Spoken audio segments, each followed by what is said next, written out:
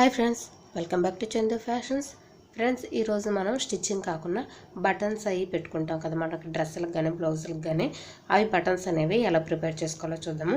చాలా ఈజీగా సింపుల్గా మనం బయట నుంచి కలర్స్ అనేవి కొనుక్కొని అవసరం లేదు. మామూలుగా మనం వాటి క్యాప్స్ అనేవి ఉంటాయి, తీసుకుంటే చాలు. మనకు నచ్చిన కలర్స్ అనేవి మనం తీసుకోవచ్చు. ఇదిగోండి, ఇవి క్యాప్స్ అనేవి.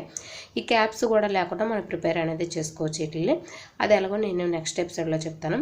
ఫస్ట్ అయితే మాత్రం ఇది క్యాప్స్ అనేవి తీసుకోండి బయట, ఒకవేళ లేకపోతే అప్పుడు చూద్దాము. ఫస్ట్ అయితే మనకి ఏదైతే కలర్ క్లాత్, మామూలుగా నార్మల్ క్లాత్ అనేది తీసుకోవచ్చు. దానికి ప్రత్యేకంగా ఏది క్లాత్ అనేది ఉండదు. మనం ఏదైతే డ్రెస్కి ఇద్దాం అనుకుంటున్నామో అందులో పీసు తీసుకుంటే సరిపోతుంది. లేదంటే బ్లౌజ్ అయితే బ్లౌజ్లో పీస్ అనేది తీసుకుంటే సరిపోతుంది. ఇందులో మనకి 2 బటన్స్, అంటే ఒకదానికి 2 ఉంటాయి. ఒకటి వితౌట్ హోల్, ఒకటి హోల్ అనేది అనమాట.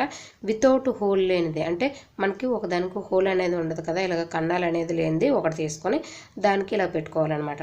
అంటే ఇది మనకి పై వైపు అనేది వస్తుంది, ఒకటే ఇన్సైడ్ అనేది మనకి ఇలాగ వస్తుంది. ఒకటి ఇలాగ ఇన్సైడ్ ఉండేదానికి మనకి ఇలాగ రౌండ్గా చుట్టేసుకోవాలి.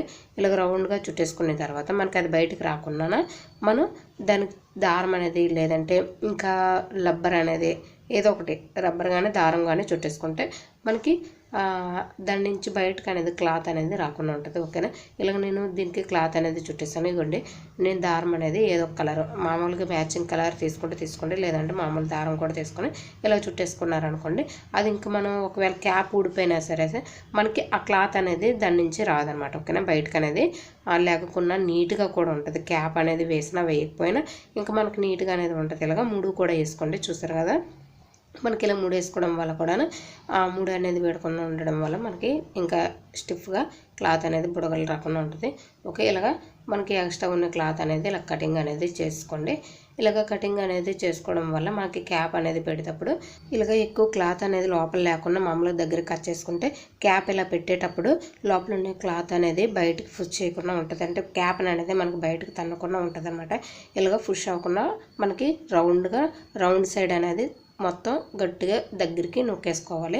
అలా నొక్కేసుకుంటే ఈ మనకి అవుట్ సైడ్ దగ్గరకు ఉంటుంది కాబట్టి క్యాప్ కూడా బయటకు అనేది రాదనమాట. ఇలాగ చేతితో నొక్కేటప్పుడు ఇంకా గట్టిగా అవ్వకపోతే ఇలాగ మీరు దేనికైనా పెట్టేసి ఇలా గడి చేసుకుంటే దగ్గరికి అయిపోతుంది.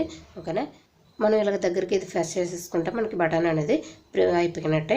ఇంకా ఇప్పుడు మనం బటన్స్ అనేది అలాగ వచ్చిందో చూడండి. ఇలాగ మనకి నచ్చిన కలర్స్ అనేవి మనం చేసుకోవచ్చు.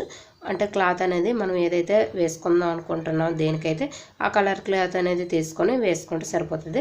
ఇలాగ మనకు నచ్చిన కలర్స్ అనేవి మనం తయారు చేసుకోవచ్చు ఇంటి దగ్గరే. ఒకనే ఇలాగ క్లాత్తో కాకుండా అంటే బటన్స్ అనేవి బయట క్యాప్స్ కొనకుండా మామూలుగా కూడా చేసుకోవచ్చు. అది ఎలాగో నెక్స్ట్ ఎపిసోడ్లో చేస్తాను. ఆ వీడియో కూడా పెట్టేసిన తర్వాత ఆ లింక్ అనేది కింద డిస్క్రిప్షన్లో ఇస్తాను. ఒకవేళ మీరు ఈ వీడియో 1 డే 2 డేస్ తర్వాత చూస్తే మాత్రం ఆ లింక్ అనేది కింద డిస్క్రిప్షన్లోనే ఉంటుంది, తప్పకుండా చూడండి.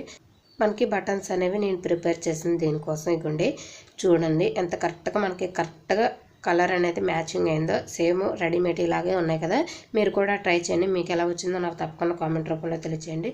మరిన్ని వీడియోల కోసం please do subscribe Chandu fashion channel.